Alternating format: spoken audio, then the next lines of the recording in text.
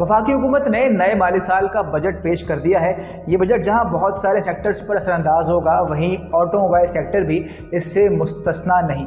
इस सेक्टर से मुतल्लिक अफराद की इस बजट के बारे में क्या राय है, यही जानने के लिए हमने मदऊ किया है all Pakistan motor dealers association के चेयरपर्सन HM शहजाद को। शहजाद साहब, सबसे पहले तो बहुत बहुत शुक्रिया डॉन न्यूज़ डिजिटल को टाइम देने के लिए। हमारे नाज़रीन को बताइएगा कि इस बजट को आप लोग किस तरीके से देख रहे हैं। देखें, हुकूमत का ये फैसला हाइब्रिड और इलेक्ट्रिक कार के ऊपर है और मैं समझता हूँ कि ये कोई अच्छा इक़दाम नहीं है, क्योंकि हमारे मुल्क में हाइब्रिड गाड़ियाँ नहीं बनती, इलेक्ट्रिक गाड़ी नहीं बनती।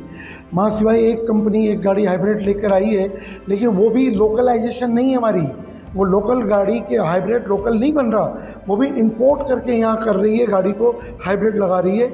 ये कहना कि हम लोकल इंडस्ट्री को तहफ़्फ़ुज़ देना चाहते हैं, तो भाई इंडस्ट्री तो हमारे मुल्क में नहीं है, असेंबलर्स हैं।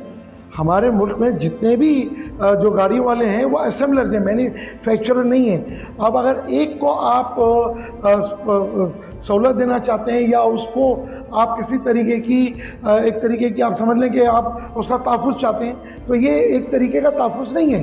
आपने ये जो हाइब्रिड के ऊपर जो सहूलत दी थी, इसलिए दी थी कि पाकिस्तान के जो पेट्रोल के बिल्स हैं वो कम हो जाएँ। 2012-13 के अंदर ये स्कीम आप लाए और उसके बाद हाइब्रिड गाड़ी आई, पाकिस्तान का पेट्रोल का बिल कम हुआ और लोगों को एक सस्ती म्यारी गाड़ी भी मिल गई। लोगों का पेट्रोल का रुझान जो है वो ख़त्म होकर हाइब्रिड की तरफ जा रहा था, लेकिन अचानक आज आपने हाइब्रिड के ऊपर तमाम गाड़ियों के ऊपर आपने ये सहूलत वापस ले ली। तो इसका मकसद हम ये समझें कि आने वाले दिनों में आपका पेट्रोल बिल बढ़ जाएगा। आपने यही चीज़ इलेक्ट्रिक कार के ऊपर भी की, तो हमारे मुल्क में इलेक्ट्रिक कार भी नहीं बन रही। अगर हम थोड़ी देर के लिए समझ लें कि भाई इलेक्ट्रिक गाड़ी जो है वो लोग बड़ी वाली लेकर आए, छोटी नहीं लेके आ रहे, तो उसके लिए कोई और फार्मूला आप बनाते हैं ताकि छोटी गाड़ी हमारे मुल्क में आती, ताकि पेट्रोल का जो पाकिस्तान का बिल है वो कम से कम होता। लेकिन आपने मुझे नहीं मालूम कि क्या सोच के ये क्या आज तक हम ट्रांसफ़र ऑफ टेक्नोलॉजी अपने मुल्क में नहीं ला सके, आज तक हम लोकलाइजेशन नहीं की हमने, आज तक हमने मेड इन पाकिस्तान गाड़ी नहीं बनाई। अगर आप ये तमाम चीज़ें बना लेते, लोकलाइजेशन भी करते, मुल्क में मेड इन पाकिस्तान गाड़ी भी लाते, आवाम को सस्ती म्यारी गाड़ी भी देते, एक्सपोर्ट करके आप पाकिस्तान में अगर डॉलर लेकर आते, तो हम समझते कि आपका ये इक़दाम बिल्कुल ठीक था। लेकिन इस वक्त आपने हमारे मुल्क में हाइब्रिड गाड़ी कोई है ही नहीं। अगर एक गाड़ी हाइब्रिड, वो भी इंपोर्ट करके आप हाइब्रिड उस गाड़ी में लगा रहे हैं, तो मेरा ख्याल है ये कबल इस वक्त फैसला आपने किया जो ठीक नहीं है। अच्छा शहजाद साहब, यहाँ एक और फैसला भी हुआ है कि जो गाड़ियों की इंजन कैपेसिटी होगी उसके बजाय गाड़ियों की जो कीमत होगी उसके ऊपर टैक्स लगाया जाएगा। तो पाकिस्तान में जो आम आदमी की गाड़ी कही जाती है, सबसे छोटी गाड़ी 660 सीसी की, उसकी कीमत में और जो ओवरऑल जो गाड़ियों की तमाम कीमतें हैं, आपको क्या लगता है कि आने वाले दिनों में इन गाड़ियों की कीमतों में कितना इजाफा होगा? देखें, अभी कबल इस वक्त है जब तक हम पेपर ना पढ़ लें, लेकिन हुकूमत का इशारा इस तरफ गया कि वो सीसी वाइज नहीं लेंगे, वो गाड़ी की प्राइस वाइज लेंगे। तो जो इनवाइस लोकल गाड़ियों की होगी उसके ऊपर वो टैक्सेस लेंगे, जिसको रजिस्ट्रेशन के टाइम पे हम एडवांस टैक्स कहते हैं। इस वक्त अगर हम लोकल गाड़ी की बात करें तो जो आप 650 सीसी की बात कर रहे हैं वो आप सुजुकी अल्टो की बात कर रहे हैं। लिहाजा आप क्योंकि उस सीसी के ऊपर हम नहीं जाएंगे, आप उसकी कीमत के ऊपर जाएंगे। उसमें 3-4 उसके ग्रेड हैं, जो मेरा ख्याल से 26 लाख से लेके और 30 लाख रुपए तक जाती है।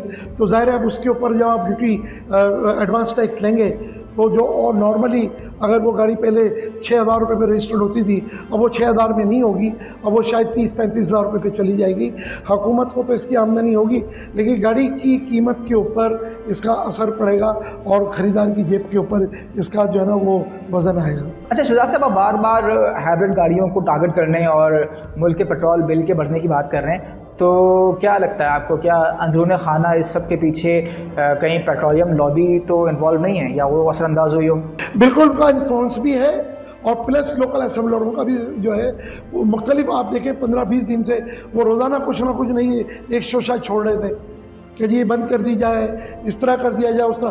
बहरहाल उन्होंने हाइब्रिड के ऊपर जो ये हुकूमत को जो टारगेट हुकूमत ने किया है, ये राइट टाइम पे नहीं किया, ये बहुत गलत टाइम है। इसलिए मैं ये कह रहा हूँ कि हमारे मुल्क में हाइब्रिड टेक्नोलॉजी नहीं है। अच्छा ठीक है, लोकल असेंबलर्स की भी आप बार बार बात कर रहे हैं, तो क्या आपको लगता नहीं है कि हुकूमत पाकिस्तान के पास ये बहुत अच्छा मौका था कि इस बजट में इन लोकल असेंबलर्स के ऊपर टैक्सेस लगाते, ज़्यादा टैक्स लगाते या उन्हें किस तरीके से काबू करते कि वो ट्रांसफ़र ऑफ टेक्नोलॉजी करें पाकिस्तान और गाड़ियाँ फिर यहीं बनाएं ताकि जो हमारा कीमती ज़र मुबादला है वो पाकिस्तान से बाहर ना जाए? हुकूमत के पास ये बहुत अच्छा टाइम था कि हुकूमत इनको खुदाफिज करती, क्योंकि $2 अरब की इनकी CKD SKD इंपोर्ट होती है। $2 अरब की, ये बहुत बड़ी रकम है। इस वक्त मुल्क को $100 भी बचाने की ज़रूरत है। आप एक तो IMF से कर्जा ले रहे हैं डॉलर में, क्या इन लोगों के लिए ले रहे हैं वो कर्जा आप कि वो अपनी CKD SKD असेंबली इंपोर्ट करें? तो हुकूमत को चाहिए था कि इस वक्त ये बहुत अच्छा मौका था। आप ग्लोबल मार्केट की बात कर रहे हैं, आपकी CKD SKD से जो है वो CVU गाड़ी दुनिया में सस्ती हैं। आप क्यों CKD मंगा रहे हैं? आप क्यों अपने मुल्क का ज़र मुबादला जो इन लोकल असेंबलरों के ज़रिए दे के CKD SKD इंपोर्ट कर रहे हैं? आप CVU गाड़ी दुनिया से ले लें, आपको दुनिया से राइट हैंड गाड़ियाँ सस्ती मिल सकती हैं, आवाम को सस्ती म्यारी गाड़ी भी दे सकते थे।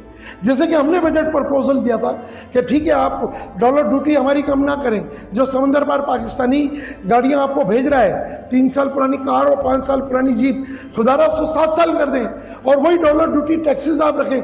ये वाहिद TR बैगेज गैप के तहत समंदर पार पाकिस्तानी आपको गाड़ी भी भेज रहा है, डॉलर ड्यूटी भी भेज रहा है। आप दुनिया के 24,000 आइटम इम्पोर्ट करते हैं, आपको डॉलर ड्यूटी कहीं नहीं मिलती, माँ सिवाय ये जो इस्तेमाल शुदा गाड़ी आपको TR बैगेज गिफ्ट कहते हैं, समंदर पार पाकिस्तानी आपको गाड़ी भी भेज रहा है, डॉलर ड्यूटी भी भेज रहा है। ठीक है, बहुत शुक्रिया HM शहजाद साहब आपका यहाँ डॉन न्यूज़ डिजिटल आने और हमें टाइम देने के लिए बहुत बहुत शुक्रिया आपका। मज़ीद न्यूज़ अपडेट्स और डिजिटल स्टोरीज के लिए सब्सक्राइब करें डॉन न्यूज़ पाकिस्तान।